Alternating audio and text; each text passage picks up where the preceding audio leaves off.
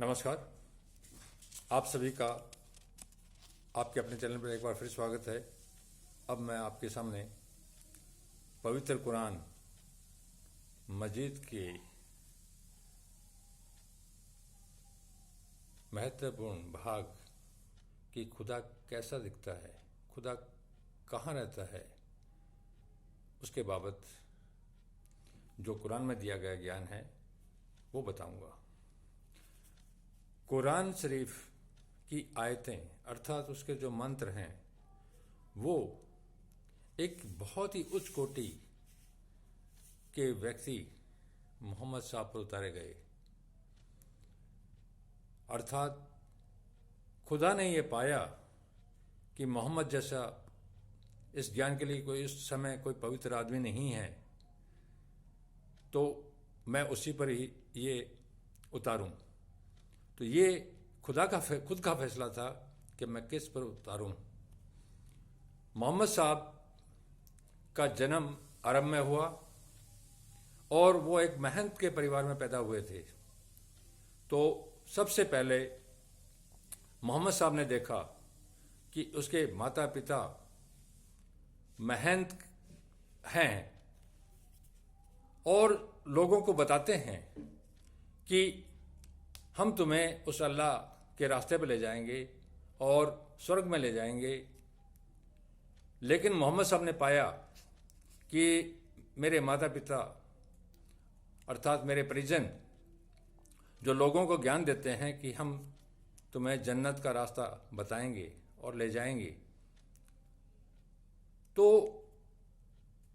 मोहम्मद साहब ने उनको कर्मों को देख के पाया कि इनको खुद को ही पता नहीं है, ये तो खुद दोजख की आग में जाने लायक कर्म कर रहे हैं, अर्थात अपवित्र और पाप का काम कर रहे हैं। तो सबसे पहले जो आयत, सबसे पहला जो ज्ञान उस खुदा परमात्मा का जो मोहम्मद साहब पर आया वो ये था, पाप अर्थात कुफ्र। तो सबसे पहले मोहम्मद साहब ने कुफ्र शब्द बताया कि जो कुफ्र करे अर्थात पाप करे उसको त्याग दो। अर्थात माँ बहन भाई बेटा बेटी चाहे कोई भी हो, क्योंकि वो तुम्हें दोजख की आग हुत्मा की आग की ओर ले जाएगा, इसलिए उसका त्यागना उचित है। तो सबसे पहले मोहम्मद साहब ने अपने पर लिया, अपने घर परिवार सबको छोड़ दिया, त्याग दिया। और उस अरब में जहाँ गरीबी और तपिश बहुत थी, गर्मी बहुत थी, सालों तक वो भटके। तो ये जो पाकीजा कुरान है, इसकी जो पवित्र आयतें हैं, इतनी आसानी से हर आदमी को नहीं मिलती। खुदा उसकी आजमाइश करता है कि मैं किस पर उतारूं। मोहम्मद साहब बहुत भटके, वो अनपढ़ थे। इतना पवित्र ज्ञान बड़े से बड़ा कोई ऋषि मुनि के पास भी आना बहुत संभव नहीं है। एक अनपढ़ आदमी के पास में इतना अच्छा ज्ञान आया।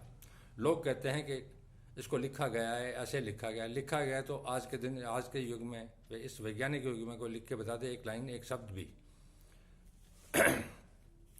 अब मोहम्मद साहब क्या कहते हैं? खुदा की इबादत करो अर्थात परमात्मा की इबादत करो, वो एक है, उसके सिवा तुम्हारा कोई माबूद नहीं, अर्थात उसके सिवा तुम्हारा कोई पालने वाला नहीं है, कोई रक्षा करने वाला नहीं है। माबूद का मतलब यही है। आगे कहते हैं, मैं दुनिया के परवरदिगार का पैगंबर हूं, अर्थात मैं दुनिया का जो मालिक है, रबुल ए आलमीन, अर्थात परमात्मा का जो नाम मोहम्मद साहब ने बोला सबसे पहले, वो रबुल आलमीन अर्थात जो सबका मालिक है। मैं दुनिया के उसी परवरदिगार का पैगंबर, पैगाम लाने वाला अर्थात उसकी आदेश को लाने वाला हूं। तुम्हें अपने परवरदिगार अर्थात परमात्मा के पैगाम पहुंचाता हूं और तुम्हारी खैर खाई करता हूं, अर्थात मैं तुम्हें अपने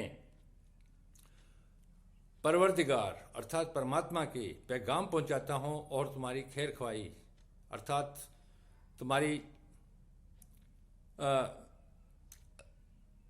देखभाल करता हूं।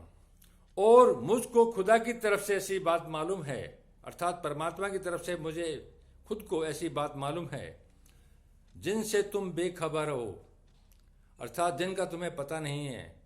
मुझे अकेले को ही वो ज्ञान प्राप्त है कि तुम्हें वो ज्ञान प्राप्त नहीं है। तो इसका अंदाज़ा लगाओ आज के टाइम में भी कि कितनी महत्वपूर्ण बात इस आयत में आई है।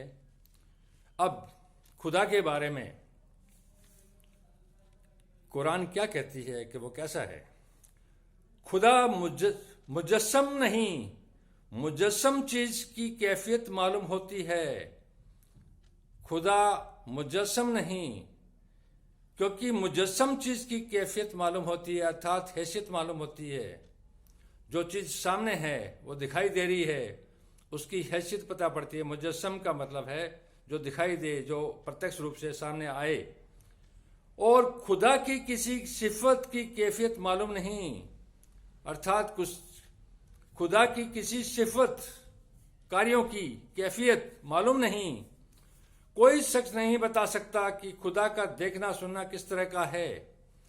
उसकी कैफियत मालूम नहीं और वह उसी तरह का होगा जैसी उसकी शान है। कितनी प्यारी बात बताई है। उस रब्बुल आलमीन अर्थात परमात्मा के लिए उसकी कैफियत मालूम नहीं है उसकी कैफियत, और वह उसी तरह का होगा जैसी उसकी शान है।